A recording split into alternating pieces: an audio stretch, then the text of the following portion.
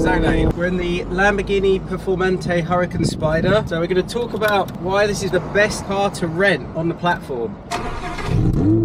This is the Spyder. Probably the best benefit of this car is the roof.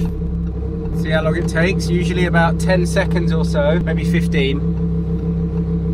We're going to get across town to deliver this car to the Mandarin Oriental Hotel. Reasons why I think this is probably the best car to rent on the platform. Hot day today, it does help to have a Spyder. You can take the roof off. For me, I'm about 5'5". I have no issues with size or the cockpit here. If you're over 6 foot, it does create some challenge with basically the size of the cockpit. So that both legs, like reaching the pedals, it can be a little bit tight, and also headspace when the roof is down. The good thing about this is the Spyder, so that's probably the best benefit. Whatever size you are, you have that added space, that visibility, which makes it a much better experience overall. You've got a few different modes here: Strada, Street Mode, Sport, and then Corsa. Strada is pretty comfortable. You can drive this car without really feeling like you're in a supercar, to be honest with you. You can hear that engine a little bit, that V10, but it's pretty quiet, it's pretty relaxed. You drive it in low RPMs, don't really notice anything. Now the interior of this car is pretty intense, so compared to the stock Huracan, so this is the same platform from 2016, they just made different variations, and this is arguably the best Huracan ever made, both in terms of performance, style, speed, and because it's the Spyder. They're quite rare. They pretty much have retained their value, if not gone up, in the last few years, which is nuts. So now we're getting through this toll road. I'm going to switch it into sport mode, so straight away you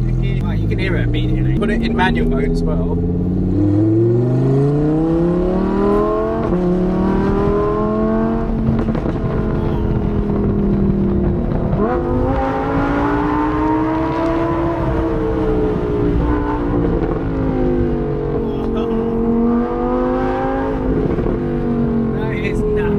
That's where Lambo just wins, don't they? Like, there's no other car that has that amount of aggression. All of the dashboard has gone yellow, which is kind of like just warming up a bit in sport mode, and we'll go to Corsa mode in a second. That's just another level where the whole front dash turns into a race car feel. The gear change is really prominent, number is really prominent in the middle, and you just have that rev counter. You can really follow what RPM you're at. Now we'll put it into Corsa, switch lane in a second. It goes a little bit deeper. Things get a bit stiffer. I mean, it's still a comfortable ride, but you can feel the steering tighten up, the suspension, feel like it's a stiffer car tuned for performance or fast track racing, basically. All of the interior is very nicely styled with carbon, the crushed carbon, also a lot of Alcantara, so it has a very different feel from the other Huracan Spyder that we have, which actually is quite a nice car. It's got a red soft top. Here we go, let's see what we can do here.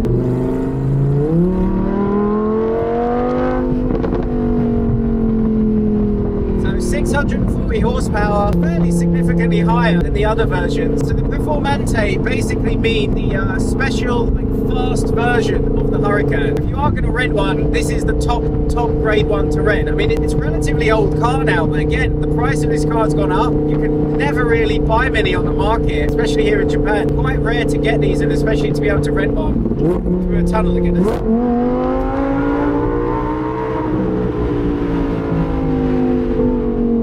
The most fun thing is driving these cars through the Tokyo tunnel. There's a big network of freeway here where you can't go particularly fast, but just accelerating through different tunnel networks with these massive buildings around. It's a super fun experience. Even if you're in and around the city, there's basically a loop going around, and then a series of longer tunnels going out different directions as well, north to south, so going across the Chiba Peninsula.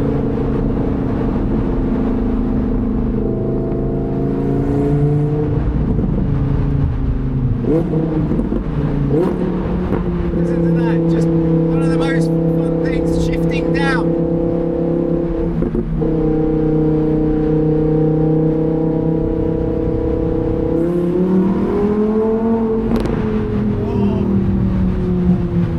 Alright, well, we hit a bit of traffic, not fun. What's noticeable about this car more than most, the linear acceleration, so the throttle response is really, really good. As soon as you put your foot on it, you can really feel it engaging with the engine and then hitting your wheels. You just have a really immersive experience in this, more than a lot of the other cars. I drove the Ferrari Lusso a bit lately, which, you know, is a bit heavy. Its front engine is a bit bulky. It gives you a little bit more weight carry and lag when you hit the pedal. even though that was also a naturally aspirated V8. These Lamborghinis will give you the best straight line linear acceleration. Let's switch it back to Strada mode. I mean, that's the thing about these Lamborghinis. In certain modes like this Strada mode, it's essentially the same as an R8. So built by Volkswagen, it's quiet, it's well made. So from all the supercars we've had on the platform, I'd say the Huracans have been probably the most reliable as well. They don't seem to break as much as the other cars. You get less warning lights going off. This is the most popular rental, justifiably so. Everything in here is light, no electronics on the seats. This is just traditional latch and you pull forward, back and forth. There's no seat adjustment up and down, so you're just in race position only. It's a little bit heavier. I mean, if you look at real performance, the Spyder is going to be 70 pounds heavier than the coupe, and the coupe is like 200 pounds lighter than the regular Huracan. That shows you how much better it is for performance, speed. It has got four-wheel drive, which does give it a bit of extra weight as well. Just driving on the street, I think it gives you a lot more value, a lot more enjoyment. Sounds amazing. There's no better acceleration, and then even when you brake, popping sounds that you get, shifting down in gears, especially through these tunnels, pretty amazing. It does 0 to 60 in about 3 seconds or so, which is pretty much standard now in this kind of era of supercars. As fast as anything we have, and it just looks great. It's got those stripes on the side. Anyone who knows Lamborghinis knows that's a Performante, and is that higher grade car. It is more expensive. It's probably close to 40 to 45 million yen now in Japan. There's only ever like between 1 and 3 or 5 cars max that are ever for sale. The supply keeps the price quite high. A customer taking this today from the Mandarin. Let's do some last serious acceleration to see what this bad boy can do. Got 2.5 kilometers. See how quickly I can do that.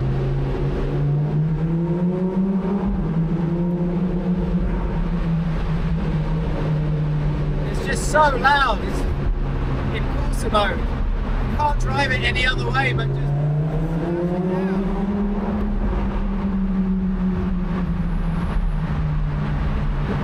imagine how annoying it is to just like regular cars just trying to get along with their day, and I'm like,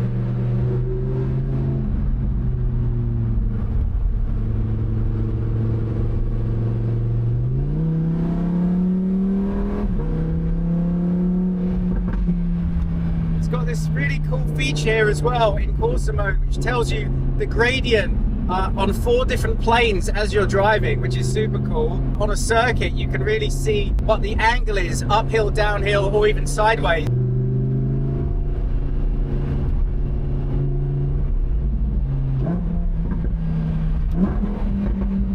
Just so much fun, isn't it? You can just do this all day.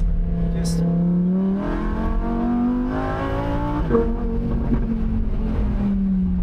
alright, I think that's enough for now. So yeah, all round, I would say probably worth the extra money. If you've got a choice between renting the Performante Spyder, the Huracan Spyder, I think it's the Performante all day. It just gives you that extra power, that extra excitement. It looks better, sounds better, little bit faster, a bit more power. So there's a lot of buttons on here. The most important one is probably the M button to switch it into manual mode. Have some real fun. Just a regular controls, I guess, but here the most important one is the lifter. So you have second from the left, you have the front lifter. Apparently an option. I don't know why you wouldn't get it living in a city, especially. That raises the front of the vehicle probably 5 centimeters or whatever it is. Gives you clearance in and out of low and high decline. The only thing I will say is if you are renting the car in Japan in the summer, like it's not the hottest at the moment. It's still June, mid-June.